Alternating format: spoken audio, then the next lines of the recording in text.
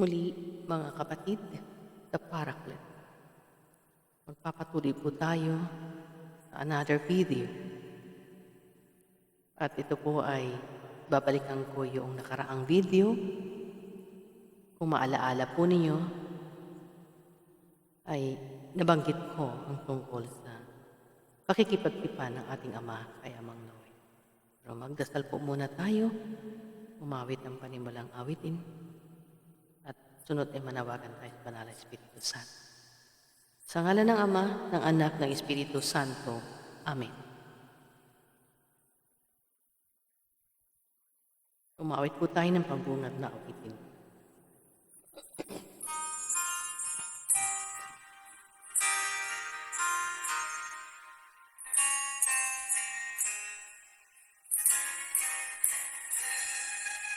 I'm only human.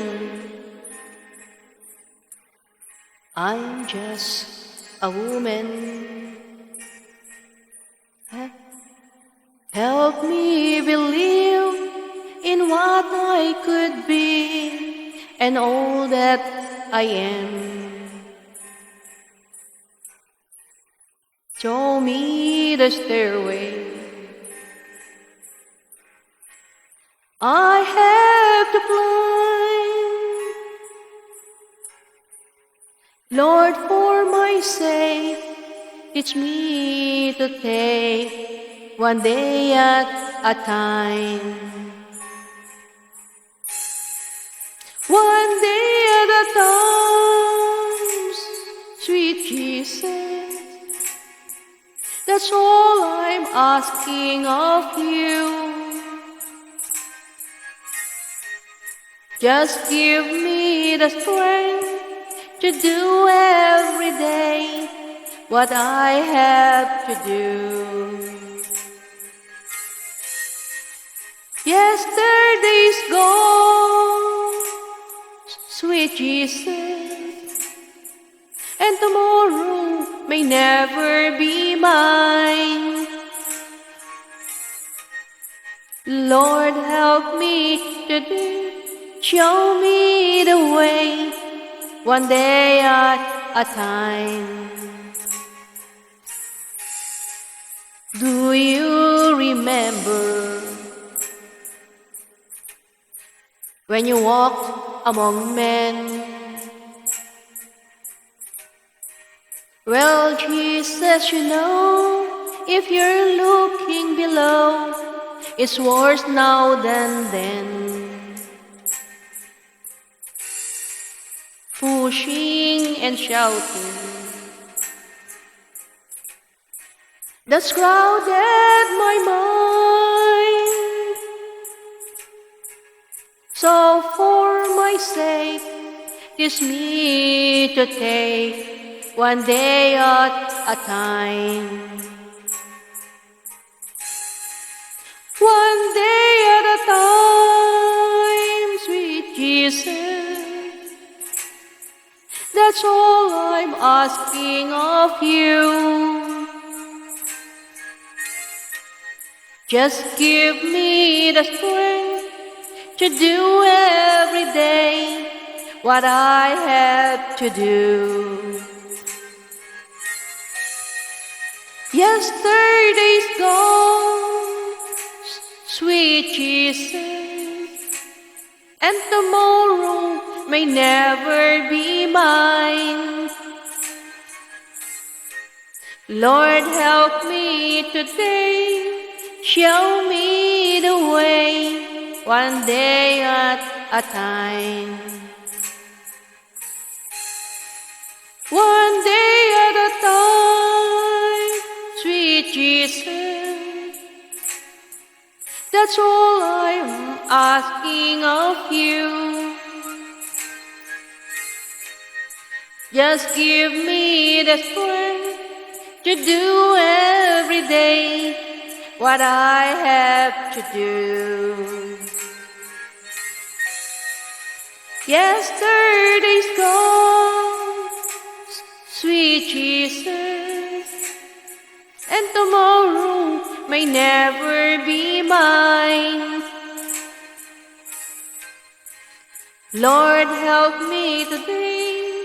Show me the way, one day at a time.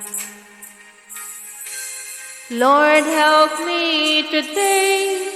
Show me the way, one day at a time.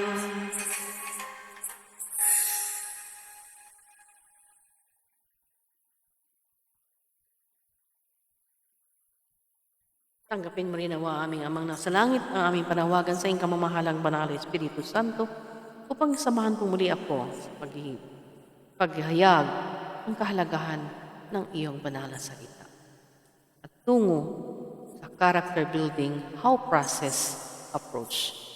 Ang sino pang makinig nito, puspusin niyo po ng biyaya. Sumpan nila nawa ang tulong ng iyong grasya upang maunawaan at may sabuhay, mapakisihan, matalikdan at magtiwalang hanap sa iyo. Sa iyong habag at pag-ibig. Amen. Awitin po natin ang Halina Espiritu Santo.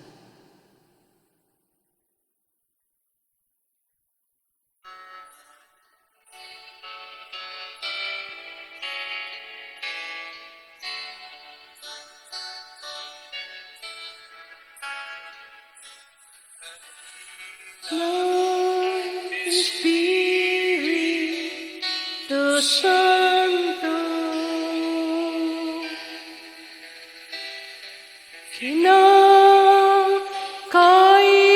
kinakailangan kita.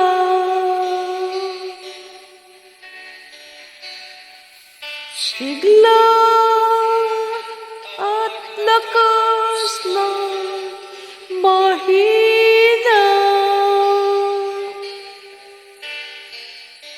pag-asa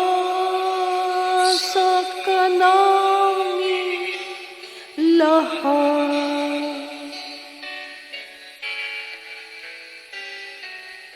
Halina, Espiritu Santo, kinakailangan kita.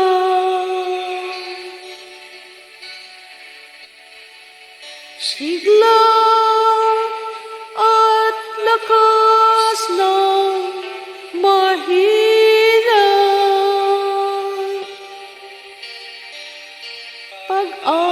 pag-asa ka namin lahat.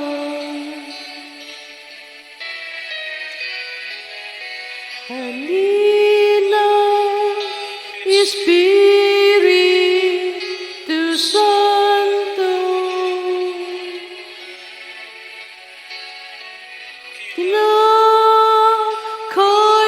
kinakailangan kita.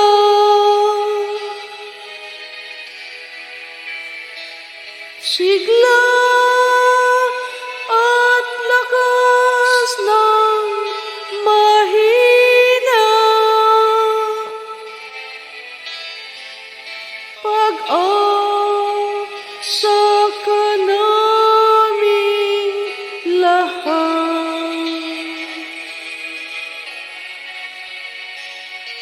Pag-asa ka namin lahat.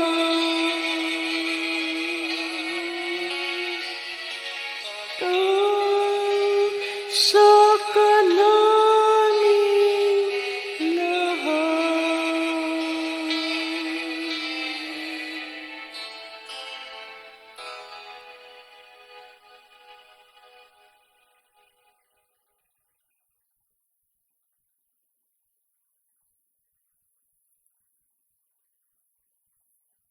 Ang sunod po nating babasahin, buksan po natin ang Diglot Bible, English Tagalog, Catholic Bible. Ang Tore ng Babel, Chapter 11. Sa simula'y iisa ang wika ng lahat ng tao sa daigdig. Sa kanilang pagpapalipat-lipat, nagawi sila sa silangan. Sa isang kapatagan sa Sinar, dito sila huminto at namayan. Nagkaisa silang gumawa ng maraming tisa at lutuing mabuti para tumibay. Tisa ang ginagamit nilang bato at alkitran ang kanilang semento. Ang sabi nila, ngayon magtayo tayo ng isang lunsod na may toring abot sa langit upang matanyag tayo at huwag nang magkawatak-watak. Bumaba si Yahweh upang tingnan ang lunsod at ang toring itinatayo ng mga tao. Sinabi niya, ngayon ay nagkakaisa silang lahat at iisang kanilang wika. Pasimula pa lamang ito ng kanilang mga binabalangkas. Hindi magluluwat gagawa sila ng anumang kanilang maibigan. Ang mabuti puntahan natin at guluhin ang kanilang wika upang huwag silang magkaunawaan. At pinangalat ni Yahweh ang mga tao sa buong daigdig, kaya natigil ang pagtatayo ng lunsod. Babel ang itinawag nila sa lunsod na iyon, sapagkat dooy ginuho ni Yahweh ang wika ng mga tao. At mula roon, pinapangalat nga niya ang mga tao sa buong daigdig. Mapapansin ninyo, mga kapatid, simula't simula pa doon sa binasa natin, ang mga pangalan nila ay may mga kahulugan para sa buhay ng isang tao. Kaya mga kapatid, huwag nating dudungisan ang mga pangalang ibininyag sa atin. Napakahalaga pala. Niloob ng Diyos na ibigay yung pangalang iyon upang sa gayon na igalang at huwag nating babastusin. Maraming pangalan sa pandinig natin ay masasabi natin, hindi kaaya-aya sa pandinig, kaya pinapapalitan para bumayad. Ngunit mga kapatid, ano man ang niloob ng Diyos sa pamagitan ng ating mga magulang, kung sino man ang nagkaloob, maraming makapanalig sa pananampalataya, igalang po natin dahil ginamit ng Diyos sila para bigyan ng pangalan. Kaya mga kapatid, may mga kahulugan ng pangalang ibinibinyag sa bawat tao. Tingnan mo ito. Babel ang tinawag doon sa tore na ginagawa nila. Na ang kahulugan ng Babel ay dito sa binasa natin. Dooy ginulo ni Yahweh ang wika ng mga tao. So may basis tayo, may kahulugan, hindi basta tore ni Babel. Maunawaan natin na doon sa pangalang yun nagsimula ang pagguho ng different languages. Dahil pasok na naman sa pagkakasala ang tao. Ang kataasan, isa sa ugat ng pagkakasala. Ugat ng puno ng kasalanan, puno ng kasinungalingan. Yan ang isa sa ugat, kataasan. Tingnan niyo mga kapatid, sabi ko sa inyo kanina nga, sa simula pa lang na tayo silang, sa 2 taon nakakaintindi na tayo, nakakaunawa na tayo. Pag nausap natin ang bata, di ba? Umaano siya, nagre-response po siya. Nakakaintindi po siya. Kahit hindi patuwid magsalita. Napupunlaan po siya ng mga salang nababanggit natin bilang nakatatanda. Magulang man, kapatid man, kapitbahay man, kaibigan, lahat. Ina-absorb po yun. At hindi po yun malilimutan. That is a time na nagkukonsume po ng knowledge ng isang batang nilikha ng Diyos sa pamagitan ng isang ina at ng isang ama na binuo sa sinapupunan ng isang ina. Kaya napakahalaga po. Kaya pag narinig po natin, tore ni Babel, ang kahulugan, Doon ginulo ng Diyos, yamang Yahweh, na sila ay mag-iba-iba ng wika para hindi magkaintindihan dahil nagkakasala sila sa salitang ugat na nagmamataas, nagyayabang, kataasan. Maraming kahulugan po nung kataasan. Sa English ay pride. Okay? Yan, ugat. Isa sa ugat. Number 1 na ugat ng puno ng kasalanan. At ang puno ng kasalanan, inuulit ko, ay kasinungalingan na nagbuhat sa ahas. Okay? So, ano nangyari? Nagkaroon tayo ng different languages. Kasi, kapag nagkakaisa sila sa kataasan, tandaan po natin, ay kasama nila ay legions of devils. The 7 legions of devils. So, marami po nilang magagawang kasamaan. Kasama nila ang the falling angels, mga engkanto. Kaya po, power of prayer ulit. Walang tatalo sa marubdob na panalangin. Sapagkat sa panalangin tayo ay umaasa sa Diyos, nagtitiwala sa Diyos, nananalig sa Diyos. At yun ang punla na dapat nating ikintil sa ating damdamin, sa ating isipan, sapagkat ang Diyos lamang ay may magagawa para tayo ay iligtas sa anumang kapahamakan, pangkaluluwa, at para sa ating pang-araw-araw na buhay. Kaya mga kapatid, baka magtaka kayo na iiba ang estilo. Hindi po ko kailangan na by phrases ako'y magpapaliwanag. Ang kailangan ko po ay maunawa natin ang istorya na pinagbuhatan ng panimula para po maunawaan natin ito. Okay? Marahil sasabihin nyo, medyo matagal-tagal ito. Kaya, kayo na po ang magbukas ng banal na aklat para pag ako'y nagbasa, ay may nauna na po kayong nabasa, naintindihan ninyo. Kaya nga ang lagi kong pinapayo, magkaisa tayo sa isang babasahin para hindi tayo magkakaroon ng misinterpretation. Wala tayong comparison. Hindi kailangan ng Diyos ang comparison. Ang kailangan ng Diyos ay sundin natin ang kanyang kalooban. Sundin natin ang inuutos niya. Wala nang iba. Wala nang debate. Hindi po pinagdidebatehan ang salita ng Diyos. Hindi.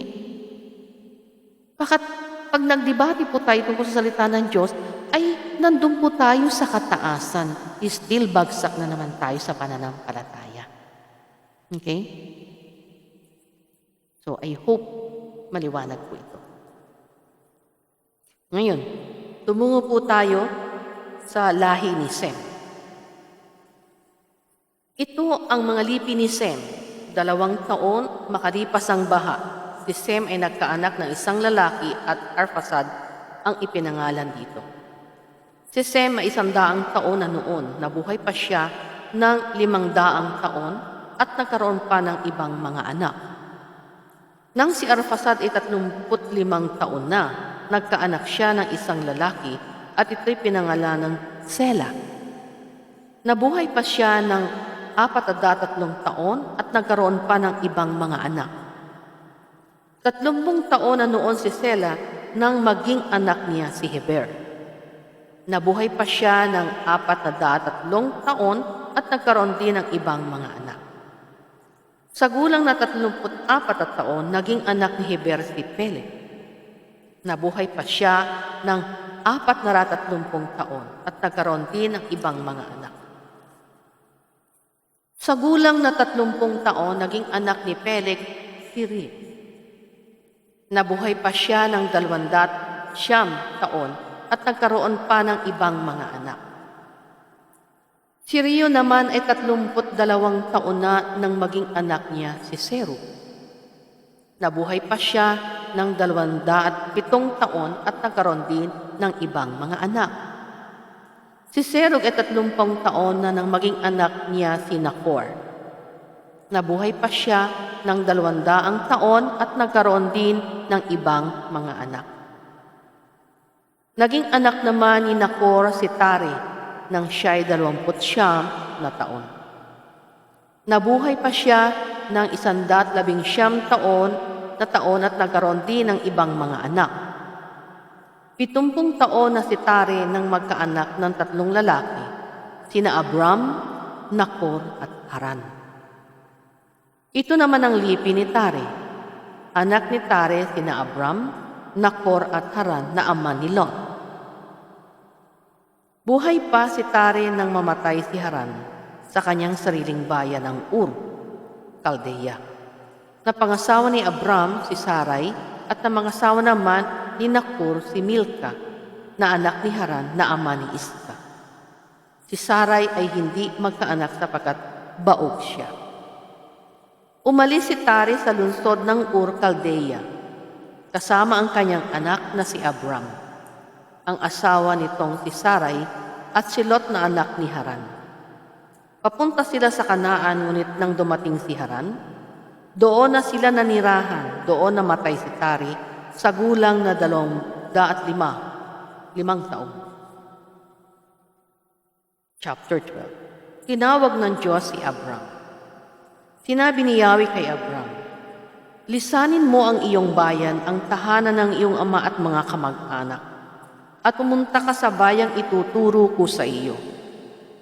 Pararamihin ko ang iyong mga anak at apo, at gagawin kong isang malaking bansa. Pagpapalain kita at mababantog ang iyong pangalan at magiging pagpapala sa marami. Ang sa iyo'y magpapalay aking pagpapalain, ngunit kapag sinumpa ka, sila'y aking susumpain. Ang lahat ng mga bansa, iyong ako'y hihimukin, na tulad mong pinagpala, sila'y pagpapalain din. Sumunod nga si Abram sa utos ni Yahweh. Nilisan niya ang Haran noong siya'y 75 taon. Isinaman niya ang kanyang asawang si Sarai at si Lot na pamangkin niya. Dinala niyang lahat ang kanyang mga alipin at kayamanan at nagtungo sa Kanaan. Nagtuloy-tuloy siya sa isang banal na lugar sa Sikem, sa puno ng roble ng Mor. Noy naroon pa ang mga Kanineo. Napakita kay Abram si Yahweh, sinabi sa kanya, ito ang bayang ibibigay ko sa iyong lahi. At nagtayo si Abram ng dambana para kay Yahweh. Buhat doon, nagtuloy sila sa kaburulan, sa silangan ng Betel, at uminto sa pagitan nito at ng Hai. Nagtayo rin siya roon ng dambana at sumamba kay Yahweh. Mula roon, unti-unti silang nagpatuloy papunta sa gawing timog ng Kanaan. Humihimpil sila habang daan ayon sa hiningi ng pagkakataon. Minto po tayo dito. Di maliwanag po, tinawag ba tayo ng Diyos? Dalawang klase ang tinawag ng Diyos. Tinawag ng Diyos upang siya ay bigyan ng kahayagan para siya ay makasunod sa kalooban ng Diyos. At isa namang hinayagan na ng Diyos at tumatanggap na ng grasya sa Diyos ay inutusan naman para gumanap sa gawain ng Diyos. Makita po niyo, ang Diyos na nagkakaloob. Kaya mag-iingat po tayo sa pinagkakalooban ng Diyos na inuutusan niya. Sapagkat kung ikaw itutulong sa kapwang inuutusan niya at pinagpapala niya, ikaw na tumutulong ay pagpapalain din niya. Dahil yung grasyang ibinibigay sa inuutusan ng Diyos ay babahaginan yung magiging kabahagi na makikiisa sa Kanya. Ngunit kapag sinumpa naman, binubuli kung tawag ngayon, inuuyam, taglis po tayo, ay magkakaroon din po siya ng pag-uuyam or susumpain ng Diyos. Kaya mag-iingat po tayo sa inuutusan ng Diyos. Magkakaroon tayo ng curse.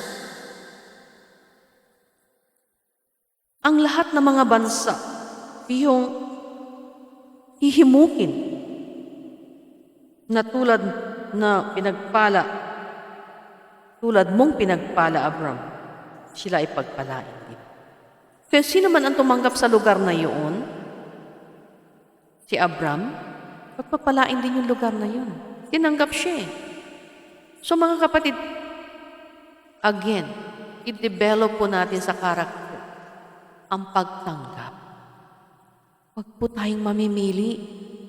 Ano man ang itsura niya, ano man siya ba'y mahirap o mayaman man. Mayaman sa salapi, pero mahirap sa pananampalataya. Mahirap sa grasya ng Diyos. Ay matawag din po ng mayamang yun, ay mahirap. At isang mahirap dahil walang pera, pero mayaman naman siya sa biyaya ng Diyos, ay matatawag po siyang mayaman sa mata ng Diyos. Kaya huwag po tayong mamimili. Huwag tayong maninita ng kapwa. Huwag tayong maghusga ng kapwa. Ika. Isa yun. Kapag ginawa po natin tayo ay mapanlait sa kapwa, mapaghusga sa kapwa, pasok po tayo dun sa kataasan. Pride. Malalim pong kahulugan ng kataasan ng pride. Marami po ang pinagbubuhatan nito. Kumbaga, hibla ng pagkakasala. Kasing laki ng sinulid na maliit na sinulid, yung maliit na hibla. Fibers na. Diba? Marami po ang naa-under sa pride. Kaya kung pag mapanglait, ang tawag dito ay yung ay mata pobre, kataasan po yun. Alam mong isusukli sa iyo pag ganun ka? Mga kapatid, either na ikaw ay ma-high blood, magka-cancer. Normally po, ang iba ay tinatamaan ng cancer. Yung mata pobre, mapagsino sa kapwa, kataasan po. Kaya tinan mo po yung mga cancer survivor na, ay, naging cancer survivor ako. Why? Umamin siya sa pagkakasala eh. In-apply niya yung pagpapakumbaba. Kaya gumagaling. Pero mga kapatid, ingatan mo, baka bumalik ka uli sa kataasan. Minsan lang ipinagkakaloob ang grasya ng kagalingan sa cancer. Pag ibinigay na sa iyo ang kagalingan sa cancer, naging cancer survivor ka, patuloy mo nang magpakumbaba at maglingkod ka na sa Diyos. Huwag mong babalikan ang kataasan. Tandaan niyo kapatid, babalik uli yun sa iyo kapag ikaw ay nagmataas. At mas masahol pa ang sasapitin mo. Dahil magsasanga-sanga yung karamdaman mo bilang cancer. Kaya pansinin niyo, di ba nanganganak? Nagka-cancer sa breast. Mamalay ka, nasa likod. Mamalay-malay ka, nasa ovaryo. Tumatakbo, di po ba? So, Diyos lang po ang makapagpapagaling nun. Why? Kahit pa ikemo yan at nasa kataasan ng isang nilalang, manatili po siya doon sa karamdaman na yun. Napakahirap po ng sakit na cancer. So, maliwanag po dito, Tinawag ng Diyos si Abram. So, larawan po natin si Abram. Hindi natin pwede sabihin, si Abram yun, hindi naman ako si Abram.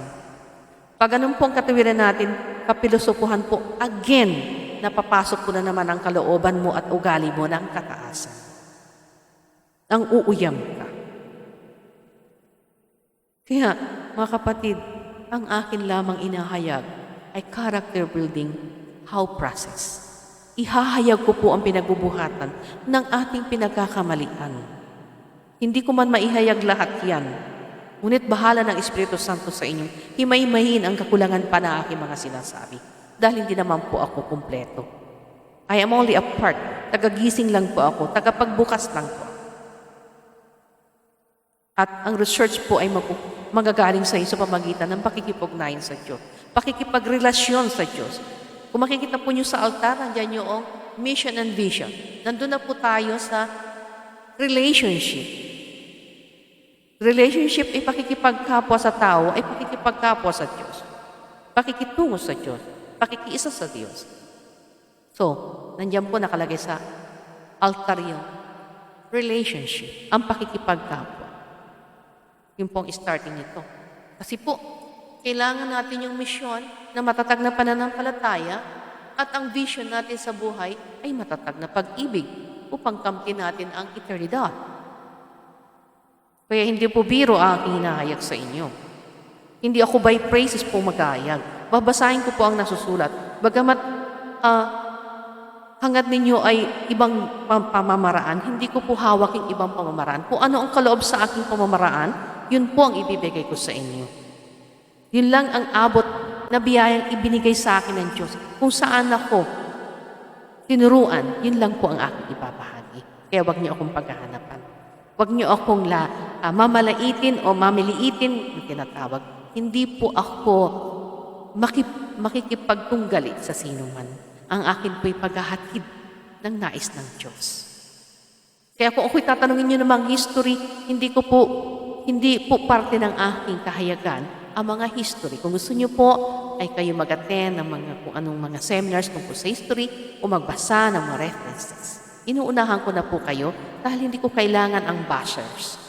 Ang kailangan ko po dito ay umugnay tayo sa Diyos at ibabahagi ko ng unti-unti ang mga itinuro din sa akin ng Diyos. Okay, mga kapatid? I hope nagkakaliwanagan po tayo. So, iniisa-isa ko na po yung ugat ng kasalanan, ha? So, doon pa lang sa Old Testament, nandun na po yung 7 ugat ng kasalanan na ang puno ng kasalanan ay kasinungalingan. Wala nang iba. Ito po kasi nalilingid sa tao. Bagamat ito ipinapag-aralan sa Catholic, ito yung katisismo. Hanggang word lang po ito na parang passing by lang. Hindi natin binibigyan ng pansin. Nandoon po ang character building natin na how process. Kaya po, ibinibigay. Dahil dati po ako ay nagkakatisismo. Pinapahayag ko ang tungkol sa pagbabago ng sarili, kakibat ang panalangin. Okay po. Nag-alaga na may mga sakit na inalipin ng engkanto. Na tila kala mo'y sira ulo, hindi naman po siya sira ulo. Siya inuutusan lang ng engkanto. Kaya power prayer po ang gamot. Yun lang po. Hindi magagamot ng doktor. Okay po. So, kapag ang Diyos ang nag-utos, wala tayong dapat na itanggi, mga kapatid. Kapag sinabi siya ng Diyos, anak, hindi ko gusto yung ginagawa mo. Ayaw mo maniwala, may palo ka. Kaya kapag pinalo ka ng Diyos, may pagkakataon ka magbago ng buhay dahil matigas ang ulo eh. Ayaw mo talagang baguhin eh. So, diyan ka maaring magkasakit. Diyan ka maaring hirap na hirap sa buhay. Diba? Kapag nasa sufferings, doon na po man din nakapagsisisi. Kaya ngayon may mga cancer eh. Sampul ko lang po na isang uri ng sakit yun ha. Iba't ibang sakit. Kapag po nanalangin, diba? Nakakahingi ng tawad. At sila'y gumagaling. Natatalikdan pansamantala yung ugali. Di po ba? Kaya kailangan po ay sumunod tayo sa kalooban ng Diyos.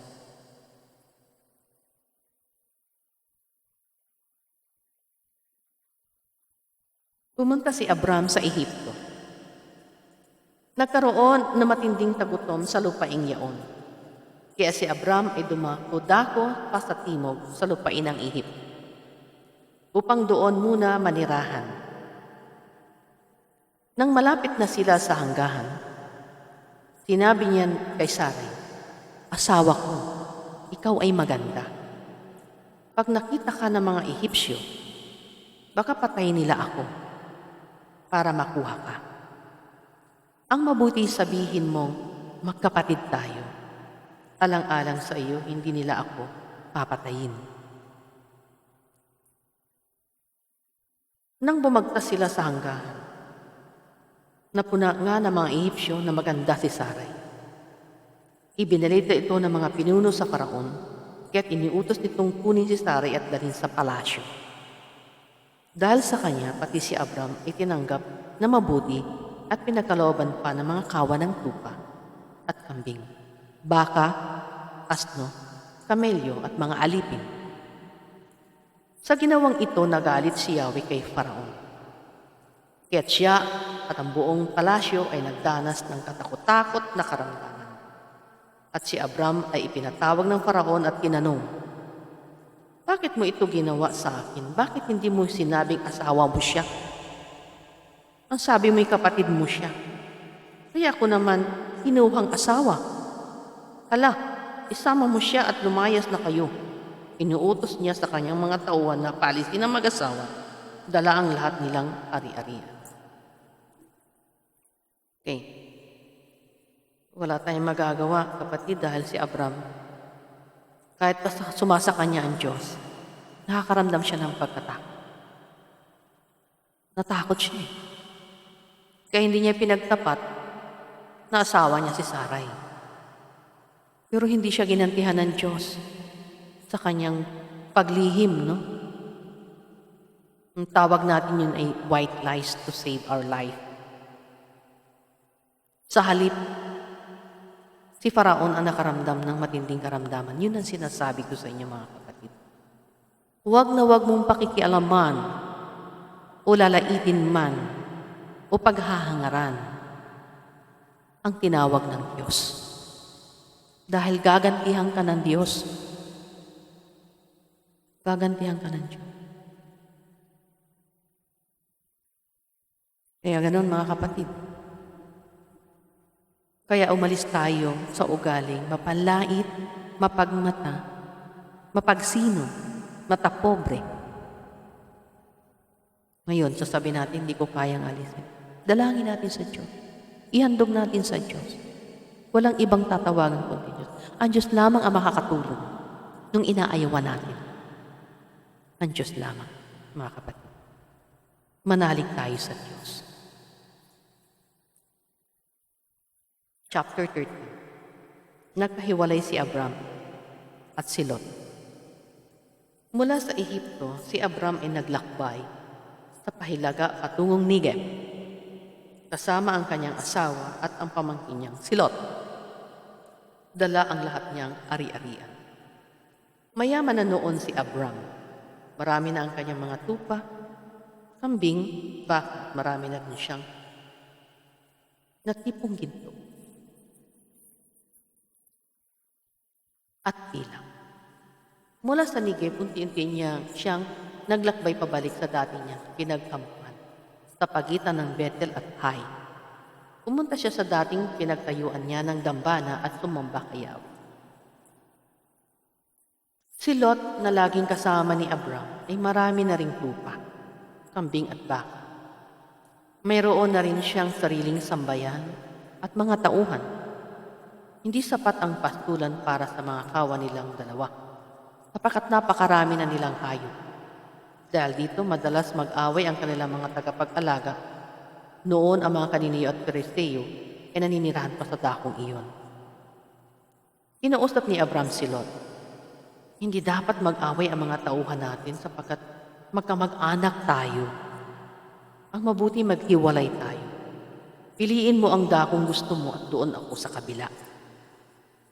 Iginala ni Lot ang kanyang paningin at nakita niyang ang kapatagan ng Jordan hanggang sa Soar ay sagana sa tubig, tulad ng halamanan ni Yahweh at ng lupain ng Ehipto.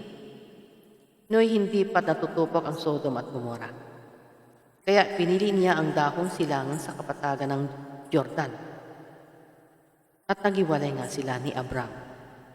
Nanatili si Abram sa Kanaan samantalang si Lot ay namayan sa mga lungsod sa kapatagang malapit sa Sodoma. Sa lugar na ito'y napakasama na mga mamamayan, namumuhay sila ng laban kay Yahweh. Okay. Napansin niyo, mga kapatid? Namumuhay sila na may kayamanan na tulad ng mga hayop. Diba? Malusog ang kanilang katawan, kaya mahaba ang mga edad nila, daan-daang taon. Dahil walang radiation by that time. Walang cellphone, walang wifi. Diba?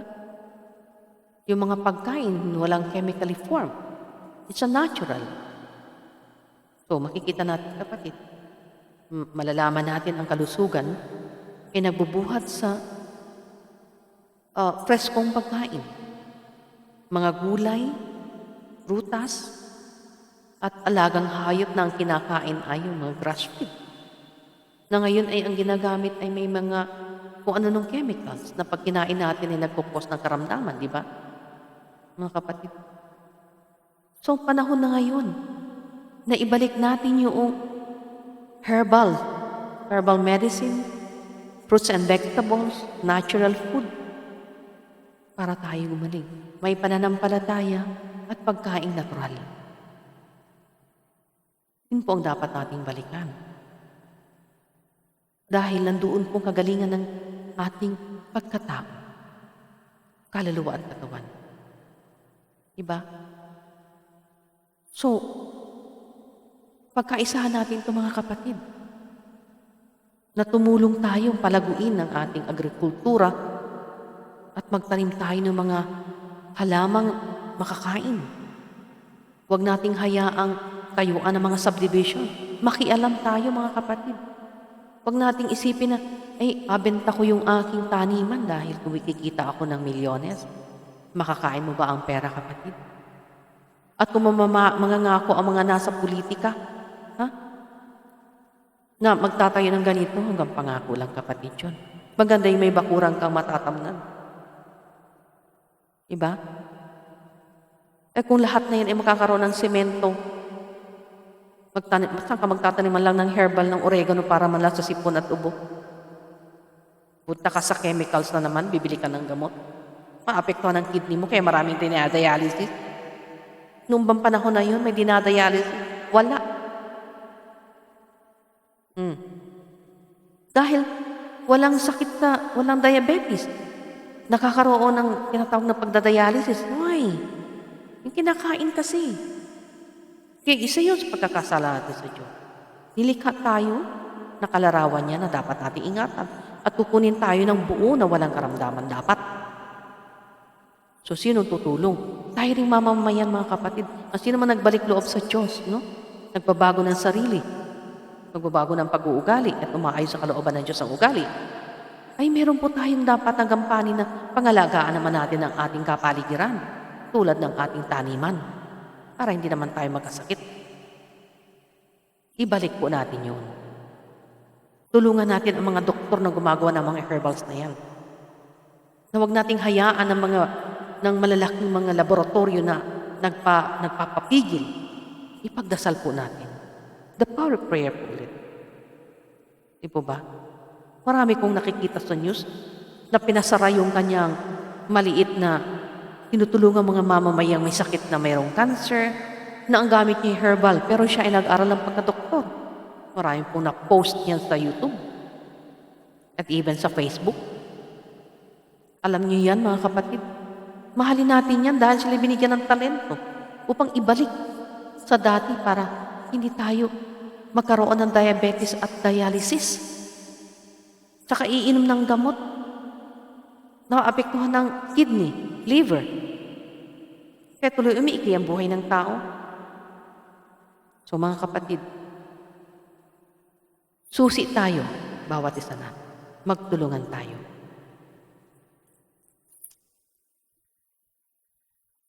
Ang nangyaring ito'y ibinalita ng isang takas kay Abraham. At nooy nakatira sa tabi ng sagradong kahuyan ni Mamre, isang Amoreo.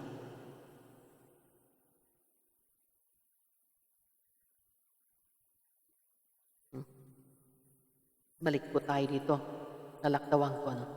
Tinipon nga ng mga hari ng Sodoma, Gomora, Adama, Seboim at Bela ang kanilang mga hukbo sa kapatagan ng Sidim.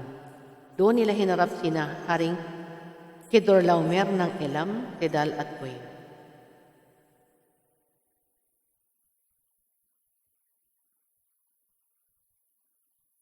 Sila po yata napalayo yung aking binasa.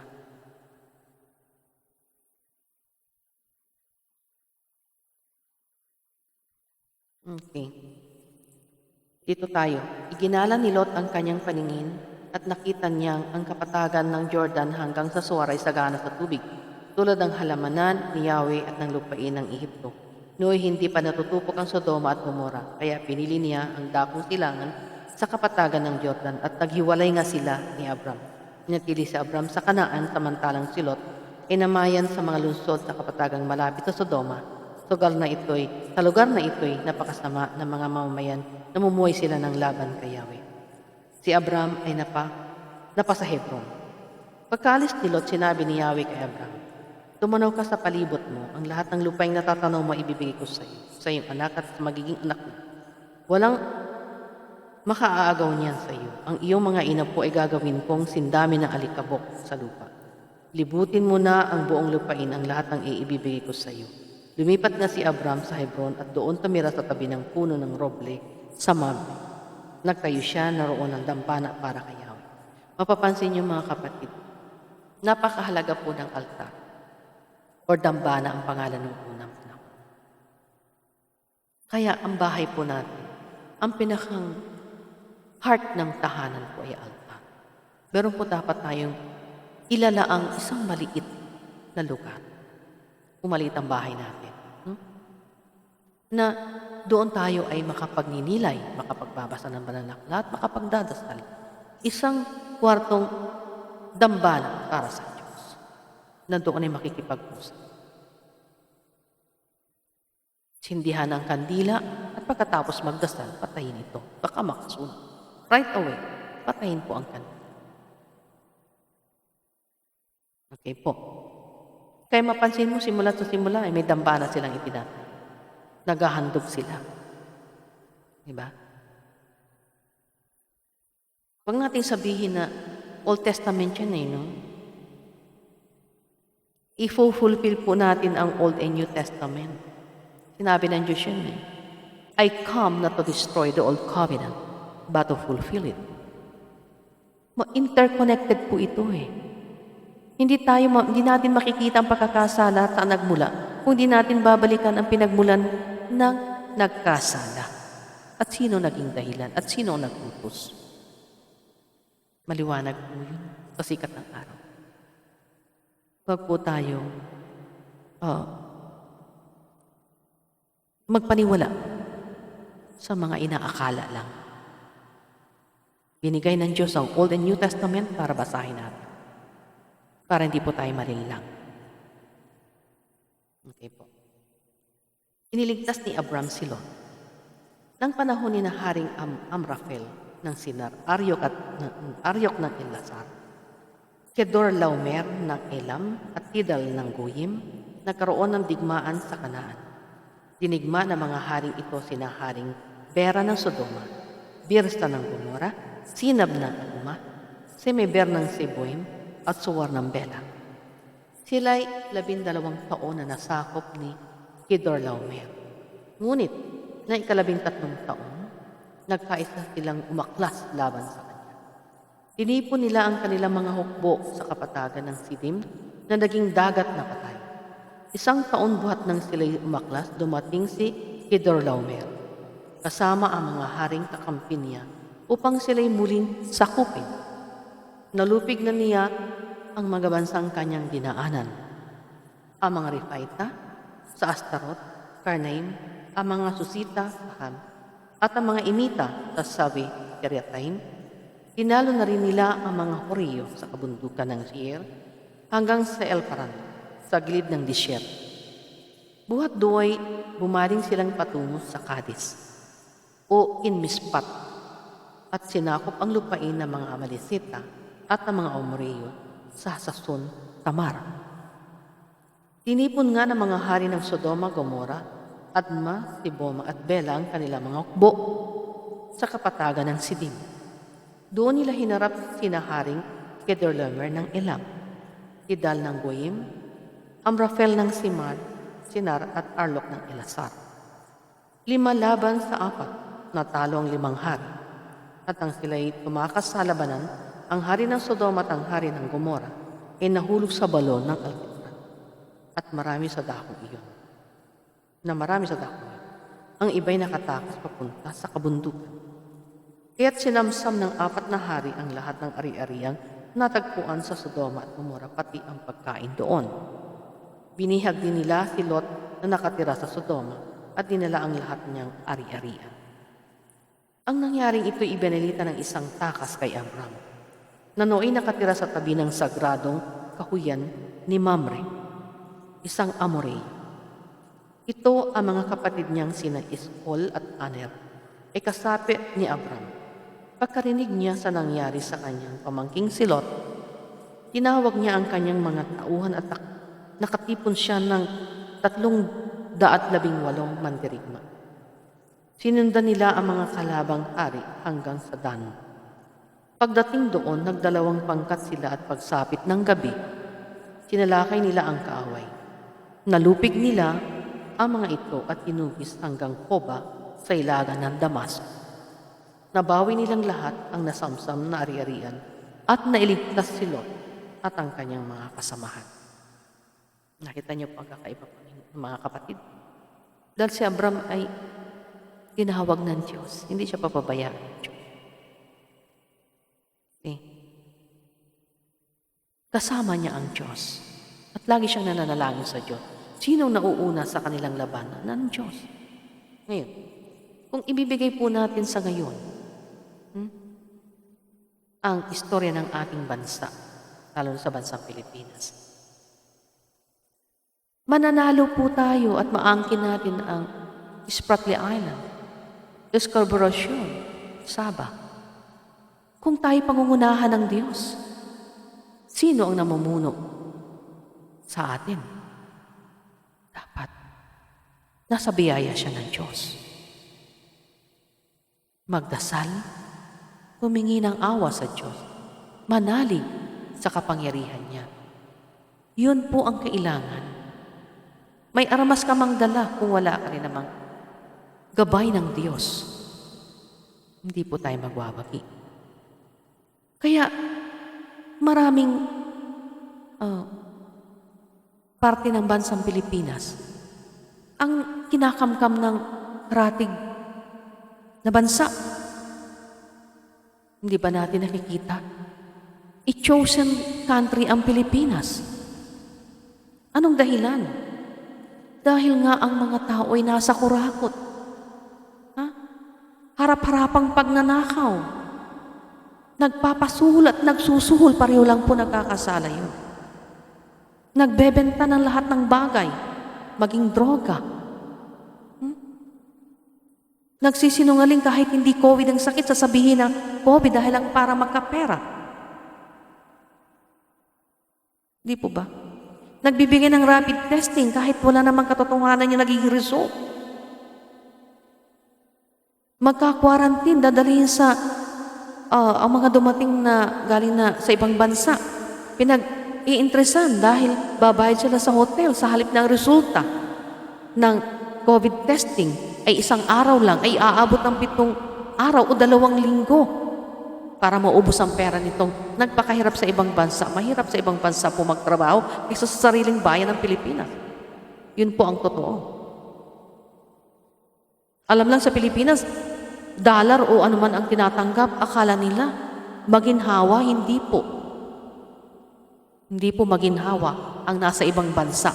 Ang masarap ang buhay po ay nasa Pilipinas. Okay?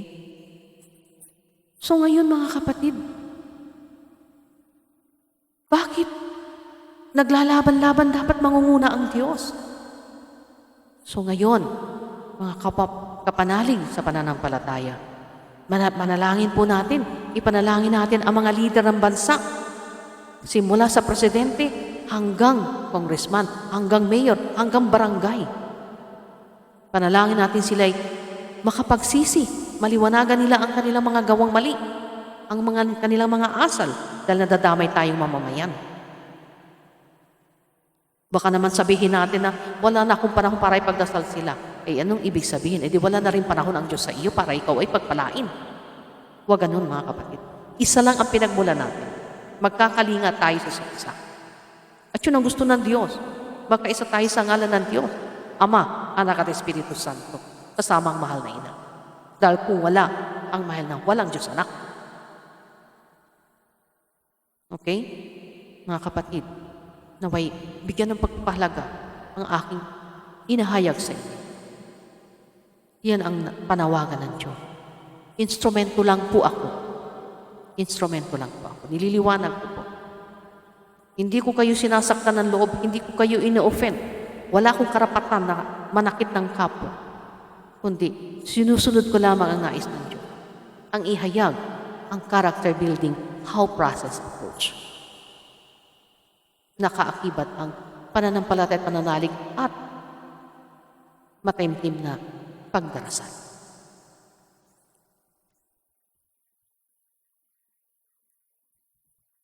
Pinagpala ni Melchizedek si Abram. Sa pagbabalik ni Abram, sinalubong siya ng hari ng Sodoma sa kapatagan ng Sabi. Tinawag ding kapatagan ng hari. Sinalubong din siya ni Melchizedek, hari ng Salem at saserdote ng kataas-taasang Diyos. Dinalhan siya ng tinapay at alak at pinagpala ng ganito. Pagpalain ka nawa, Abram, ng Diyos na kataas-taasan, na lumikha ng langit at lupa. Purihin ang kataas-taasang Diyos na nagbigay sa iyo ng tagumpay.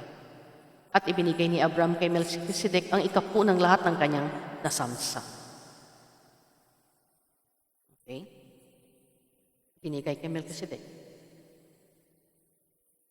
Sinabi ng hari ng Sodoma kay Abram, iyon na ang lahat ng bagay na nakuha mo.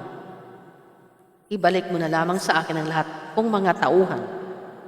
Ngunit sumagot si Abram, sumumpa ako sa harapan ni Yahweh, ang kataas-taasang Diyos na lumikha ng langit at lupa. Nangako ako na hindi kukuha ng anuman sa iyo, kahit kaputol na sinulid o tali ng sandalyas, para wala kang masabi na ikaw ang nagpayaman kay Abram. Wala akong kukuning anuman para sa akin. Ang mga nagamit lamang ng aking mga taon ang aking tatanggapin at ang bahaging nauukol sa aking mga kampi. Kukunin ni Aner, Eskol at Mamre ang bahaging nauukol sa kanila. So, kapatid, walang suhol, di ba? Walang suhol. Hindi na tinanggap ni Abram ang anumang suhol ng hari ng Sodoma. Ganon dapat tayo, kapatid, para pagpalain. Kasi nakatungay sa atin ang Diyos Ama, Diyos na naka-Diyos Espiritu Santo. Hindi sapat yung CCTV. Nakakatago pa ang mga manilinlang. Sa Diyos, hindi. I-record ng anghel ng Diyos ang ating nagagawa. Paano tayo sa kabilang buhay? Magiging ligaw na kaluluwa tayo kung tayo wala na sa mundong iba. At ang lahat naman po'y pupunta doon. Walang mag-uugat sa daigdig. Talagang lahat po'y papanaw. Diba? Kaya ngayong buhay pa tayo ay magpakasaya tayo sa biyaya ng Diyos. Hindi magpakasaya ng inuman, droga. Ha? Hindi yun. Magpakasaya tayo sa biyaya ng Diyos na mararamdaman ang kagalakan sa damdamin natin na wala tayong stress, walang karamdaman, malusog, masaya. Diba? Yun ang hanapin natin, kapatid, habang nasa lupa pa. So, ni kaputok, hindi man lang kumuha. Huwag po tayong tatanggap. Mausig na ang konsensya natin dahil, alam mo, akala mo nakalamang ka, akala mo masaya ka. Mga kapatid, susuklian po yan ng iba't ibang kaparaan ng pagbawi. Una, karamdaman. Diba? Pangalawa, kapighatian. Pangatlo, kahirapan. Pang-apat, halos masisira-sira ng isip, hindi maintindihan ang gagawin. Kaya pumupunta sa suicide. Dahil sabi nila, depression. Why? Kasi punong-puno ng kanyang sarili, hindi niya alam. Dahil nga siya ay nagkalam. Kaya mga kapatid, mahabag po at kahabagan natin ang ating sarili. Pag mahal natin ang ating sarili, sigurado, mamahalin natin ang ating kapwa. Relationship po, ang pakikipagkapwa, yan, nasa altar po yun. Isa sa dapat nating gawin. At sinabi pa rin ni Abram, para hindi mo masabing, nagpayaman ako dahil sa iyo. Iniiwasan ni Abram na siya ay susumbatan. Diba mga kapatid? Kaya huwag tayong umasa. Magpakahirap tayo para tayo umasensyo. Paano aasenso kung puro naman paghahangad ang ating kalooban? Samantalang kung ang Diyos ang magkakaloob, aasenso ka, walang magsusumbat sa iyo. Dahil ang sumbat ay isang uri ng kataasan. Ang sino mang gumaganap ng panunumbat, nasa kataasan na naman yun. Yun na naman ang isa sa fibers ng kataasan, the pride, ugat ng kasalanan. Nahimay-himay ko po yung pinagbubuhatan. Yung maliliit na yun na mga hibla, nakakapuwing. Pansinin niyo po pag tayo nadulas. Akala natin okay na, di ba? May naiipit palang maliit na veins. Di ba? Or na-dislocate ang isang maliit lamang na litid. Nakakaurong po yan pag hindi yan in-align. At pag umurong yan hanggang iyong pagtanda, malulumpo ka. Liliit ang binti o liliit ang braso. Yun po ang cause. Kaya ang gawin mo, punta ka sa doktor hanggang sa ikaw ay mapuputulan ng paa. Diba? Yung pala alignment lang. Hindi hilot, alignment. I-align. So, magtuturo po ang Diyos sa atin ng mga kaparaanan pag tayo sumasa Kanya. Dahil ang dakilang doktor po ay ang Diyos. Hindi siya makakamit, hindi siya makakait. Kaya lang hindi natin natatanggap ito, yung liwanag na yan, kasi nakakanlungan nga po tayo ng kataasan, ng ugat ng kasalanan. At yun ay binanggit po na ang pinagdadala ng pinanggagalingan. Sinasampul ko nga po sa inyo itong mga binabasa ko.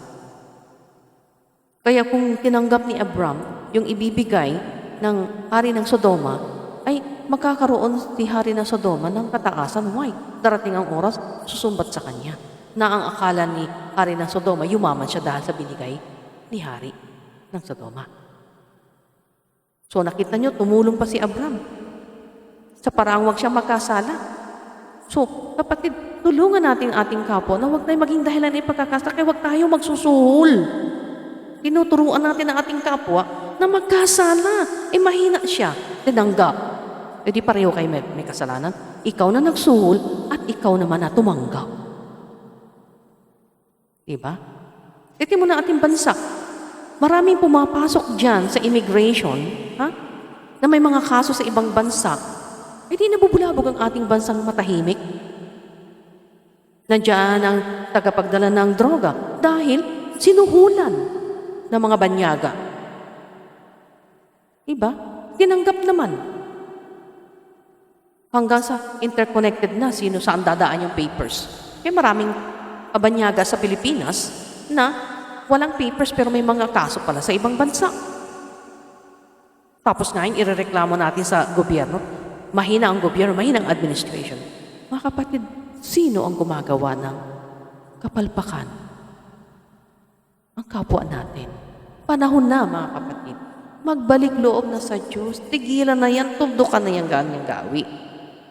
Tularan natin itong mga pinagmula nating mga ninuno. Hindi tumatanggap si Abram ng suhol. Ayaw niya magkasala ang hari ng Sodoma. So, pareho sila ligtas. Kasi kung tinanggap ni Abram ang suhol ng Sodom and Gomorrah, di ba magmamataas siya? And then yung alang sa lahi ni Abram ay magiging mapaghanga din, magkakaroon ng bribery. Dahil magsasalin-salin yung kasalanan na yun. Kaya putulin na natin, kapatid. Kung tayo nakatanggap niyan, no? Tayo na ang puputo. Ang salita ng Diyos na ang tutulong sa atin. Isipin natin ang ating kaluluwa sa kabilang buhay. At hindi lang yun. Isa ngayon, wala tayong kapayapaan. Dahop at dahop pa rin tayo, kulang at kulang. Okay? Naranasan po niyo yun. Sa maniwal sa hindi, nararanasan po yun. Nawawala yung parang hangin. Dahil kinuha sa kataasan, sa maling kaparaanan laban sa Diyos. Ang sunod po,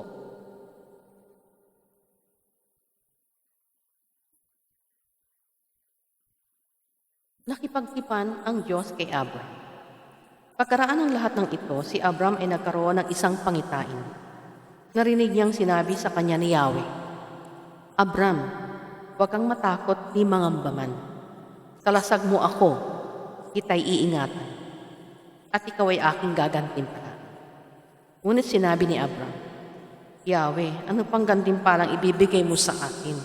Wala naman akong anak, wala akong tagapagmana, kundi si Eliezer na taga Damasco.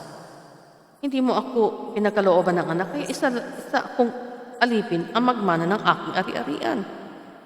Sinabi ni Yahweh, hindi alipin ang magmamana ng iyong ari-arian. Anak mo ang magmamana.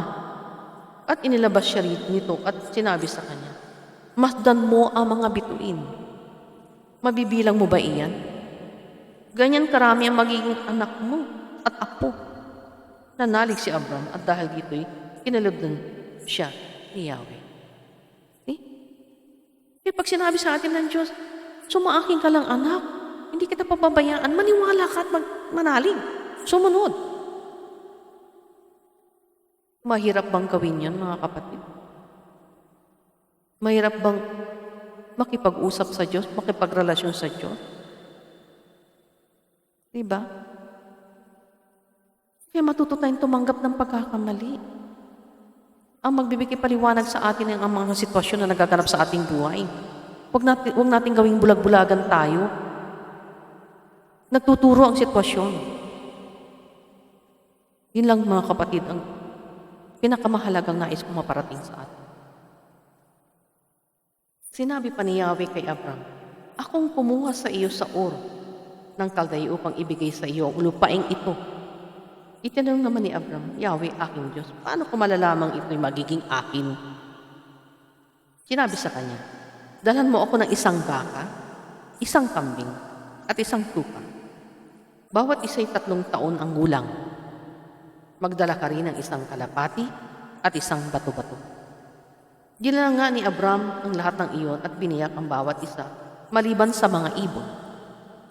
Inihanay niyang magkakatapat ang pinaghating hayop. Bumaba ang mga buwitri upang kanin ito. Ngunit itinaboy sila ni Abram. Nang kumikiling na ang araw, nakatulog ng mahimbing si Abram at nagkaroon ng isang nakakatakot na pangitain. Sinabi ni Yahweh, ang iyong mga anak at apo ay mangingibang bayan at magiging alipin doon sa loob ng 400 taon. Ngunit parurusahan ko ang bansang iyon at pag alis nila roon, marami silang kayamanang madadala. Pahabain ko ang iyong buhay at magiging mapayapa ang iyong pagkamatay. Daraan mo ng 4 na salinlahi bago sila makabalik dito. Kapag hihintayin kong maging sukdulan ang sama ng mga Amoreo bago ko sila parusahan at palayasin. Mga kapatid, 4 na salinlahi. Diba? Tagal, ano? Ganun ang changes. Kasi marumi makasalanan. Diba? Kung ilalatag natin ito sa ating bansang Pilipinas, di ba napakarumi na? Sukdulan na po ang ginagawa. Majority ay nasa corruption. Majority po ay nasa bribery. Majority po ay nasa droga. At majority po ay gumagawa ng fake news. At pandaraya sa eleksyon. Dahil nagpapabayad. Dapat po, hayaan natin pumili ang Diyos. But ang Diyos ang nakakabasa ng kalooban ng taong iluluklok niya para hindi magdurusa ang bansa. Diba? Eh kung hinahayaan lamang po ninyo ang sino mang nais ng Diyos, magdasal ang bawat isa, pilian mo po sino po ang aming magiging leader dito sa aming probinsya, maging leader sa aming bayan, sa bansa. Di ba ganun? Hindi na dapat makaroon ng Picos Machine magic. Pinipilit na iluklok, hindi naman pinipili ng Diyos. Siya ang bumabasa ng kalooban kung karapat-dapat siya sa bansa. Ay ngayon, magkaka-election na naman sa Pilipinas 2022. Paaandari na naman po ang dayaan. Sino nagdurusa? Di ba lahat? Akala mo yung nandaraya, hindi rin siya nagdurusa. Wala siyang kapayapaan po. Lahat po'y walang kapayapaan. Gutom. Di ba nababalita ninyo? Ang pinakamayaman ay bansang Pilipinas. Bakit hindi dumadaloy sa mga Pilipino? Sa bansang Pilipinas? Bakit nagdadaw? Why? Kasi nga po, ayaw magbalik loob sa Diyos. Ayaw bumitaw sa politika na hindi naman siya iniluluklok ng tao. Pilit niyang doon. Hindi mag-resign. Hindi naman talaga siya ang pinili ng tao. Diba? 4 na taon na yung magbabanggit ako ng yung Vice President. Sa news po yan, Hindi ako para mamulitika. Nasampul ko lang po ito. Na nandoon na ang pandaraya, etc., etc.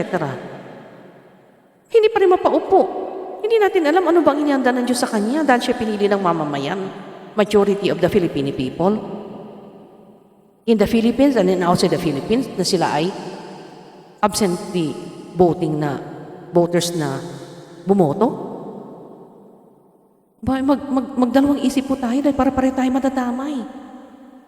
Gusto po ba ninyo na dumating na ang Panginoong Hesus dahil sukdulan na? Nakahanda na ba? Napagtikahan na ba? Yun ba ang ibig sabihin ng paghahanda po? Kawawa po ang ating kaluluwa. Kawawa po ang ating sarili. Magdurusa. At mananatili ang virus na yan. Madadagdagan pa yan ng iba pang virus kasi madadala ng salot ng kalaban at papahintulot naman ng Diyos. Kaya gumising na po mga kapatid. Tulad yan, nag-aaway sa Congress. Ayaw ng mga tao doon sa isa. Bakit hindi tanggapin? Ibig sabihin lang, majority of the congressmen sa Congress, it is the voice of God. Marunong po tayong bumasa dapat. So mga kapatid, hindi ako nakikialam, hindi ako namumulitika. Sitwasyon po ang aking tinutukoy para pare-pare tayo pagpalain. Alam mo, damay po lahat ito. Kala niya sa Pilipinas lang. Buong mundo po dahil interconnected tayo. Dahil isa ang Diyos. Hawak niya ang buong mundo. Nabasa natin yung pinagmulan, di ba? Sa maangkan ni Noe. Ipinagkalat sa buong daigdig.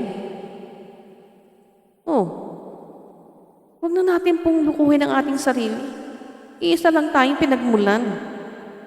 Tanggapin natin ang kaloob ng Diyos. Kung sino yung pinauupo ng Diyos, di hayaan natin. At napatunayan pa, ginawa pa ng legal pa ang ang pakikipagtunggali. Nakita na po. Ba't hindi pa rin mag-resign na lang ng kusa?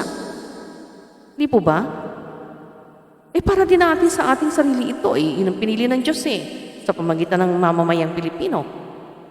Tulad ni President Duterte, pinili siya ng mamamayang Pilipino. Talagang pinili siya. Walang nagawa ang pandaraya kasi talagang talo Diba? Katakot-takot ang mga pinagagawa sa pandaraya. Yun ang naka-news, Binabase ko lang po sa inyo. Sinasampol ko lang po ito. Dahil ito ay character building ang aking topic. How process? Kailangan po natin ay magtulungan tayo. Magtulungan po tayo para sa kaunlad ng ating sarili at tungo sa ating kapwa. Panahon na para maghanda ng ating sarili upang tayo magkaroon po ng kapayapaan at kaginawan. Maktaligtan ng kataasan? Di po ba? Paglubog ng araw at laganap na ang dilim, biglang may lumitaw na palayok na umuusok at maningas na sulo na dumaan sa pagitan ng pinatay na mga hayop. At ng araw na iyon, nakipagtipan si Yahweh kay Abraham, wika niya. Nangangako ako na ibibigay sa lahi mo ang lupain ito mula sa hanggahan ng Ehipto hanggang sa ilog Euphrates, kasamang lupain ng mga Sineyo, Siniseo at Kadmoneo, ng mga Hiteo, Pariseo at Refaita, gayon din ang lupain ng mga Amoreo, Kanineo, Gekiseo at Hibuseo. Mga kapatid, dito na muna ako mag-e-end dahil medyo mahaba na po yung napag-usap. So, nakahango po tayo dito ng pagpapatupad, ng pagpapakumbaba. At maging halimbawa natin ay si Abram. Okay? Hindi siya tumanggap ng suhol para hindi magkasala ang hari ng Sodoma. Dahil kung tumanggap siya, para hindi sila magkakasala sa Diyos. Kaya, tandaan natin kapatid, kung tayo gumaganap pa noon, saan man tayo naroroon, kay politician man tayo, kay ordinary mamamayan po tayo ng Pilipinas o ng buong mundo, saan man tayo naroon, ang pinagbabatayan dito po ay huwag po tayo tatanggap ng suhol para hindi tayo mabahagihan ng karumihan. Okay? At nang tayo ay makapaghanda sa ating sarili. Mga kapatid, naway, ang aking hinayag sa inyo ay magdulot po ng liwanag. Huwag po tayong magagalit dahil hinahayagan at natamaan po tayo. Alam mo po, pag natamaan tayo, na isa pala tayo yun, hindi na ang pinatatamaan ko kayo. It is done by the Holy Spirit para usigin ang konsensya. Di ba lagi hiningi natin, Panginoon, usigin po ang aming konsensya at tingin ang aming kalooban upang kami makapagsisi. Usuyin po yung kasagutan. Hindi para mapahiya ka dahil sa ikaw ay na-offend, nakarinig ka nitong aking pinaliwanag. Yun po ang time para ikaw ay magbago ng buhay. Inusig ka ng konsensya mo. Pinahiya ka ng konsensya mo. At ang konsensya ay Diyos. Naunawaan po natin yun. Akala natin, sarili natin yung konsensya. No. Sumasa atin ng Diyos na kinukonsensya tayo upang tayo makaalpas. Isa yun sa character building, how process.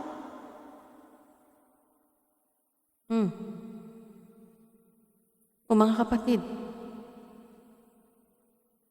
wag na wag po kayong magbibigay ng maling komento laban sa aking mga paliwanag. Grasya ito kung tatanggapin natin sa ating sarili. Panahon para tayo sumakanya at ang Diyos ay sumaatin. Naway pagpalain po tayo lahat ng Diyos at naway sumaatin po ang pagpapalang prosperidad, kalusugan, lahat ng iba pang pangailangan natin na kusang binibigay ng Diyos na hindi na kailangang hilingin. Ang hilingin lang natin ay ang ating pagtalikod sa pagkakasala at grasyang tayo ay gabayan para masundan natin at maiaayon natin ang salita ng Diyos sa ating buhay, buong kaluluwa, katawan, at espiritu. Maraming salamat po mga kapatid at tayo po ay magpapasalamat. At ang awitin po natin, umaampon niyo ako, one day at a time.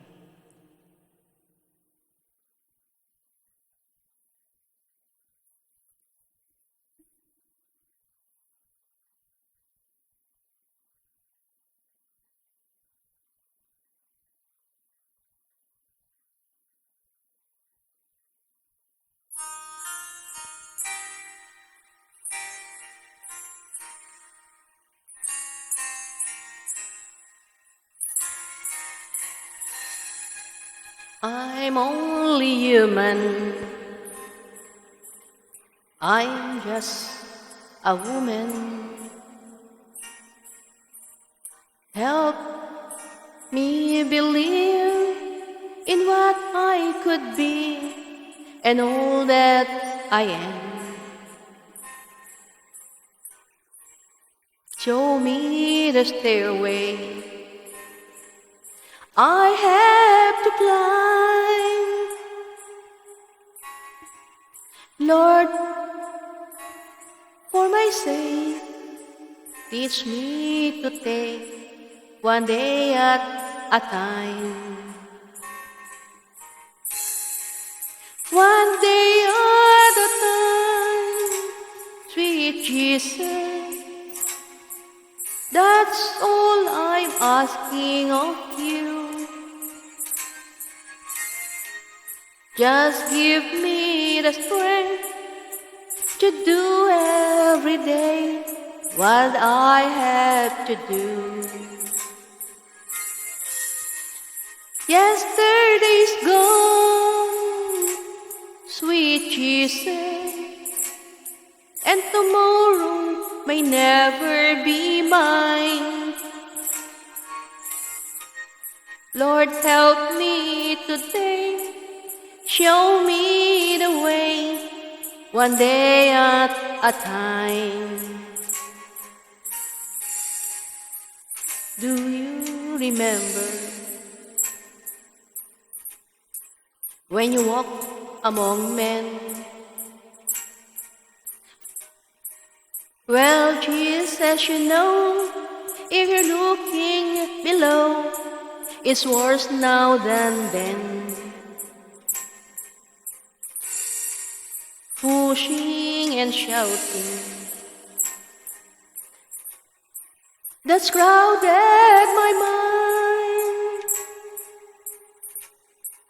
So for my sake, teach me to take one day at a time. One day at a time, sweet Jesus.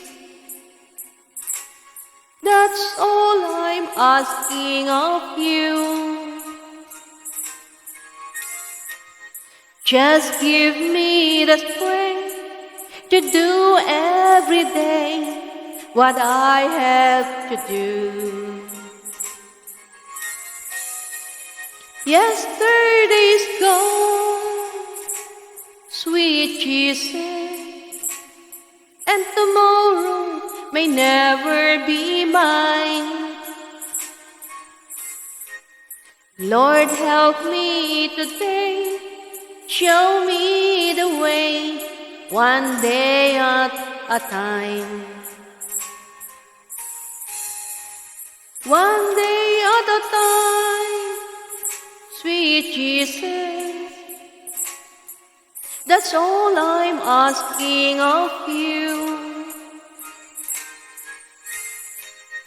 Just give me the strength to do every day what I have to do.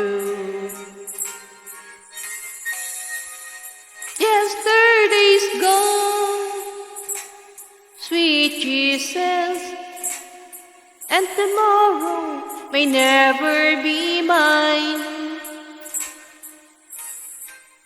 Lord, help me today. Show me the way, one day at a time. Lord, help me today. Show me the way, one day at a time.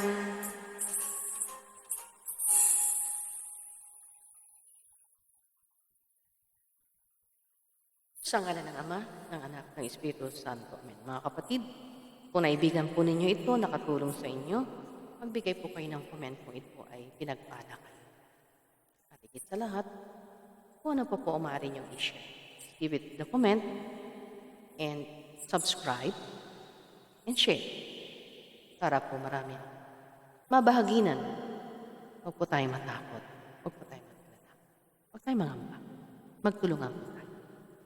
Ang sharing po ito ay hindi para manermon, hindi para magdikta, hindi para sabing sino ako, kundi tayo po ay pawang magkakapatid na tinatawag tayo ng Panginoon para tumugon at gumawa sa Panginoon. Maraming salamat po ulit at magandang umaga na po sa inyo. Amen.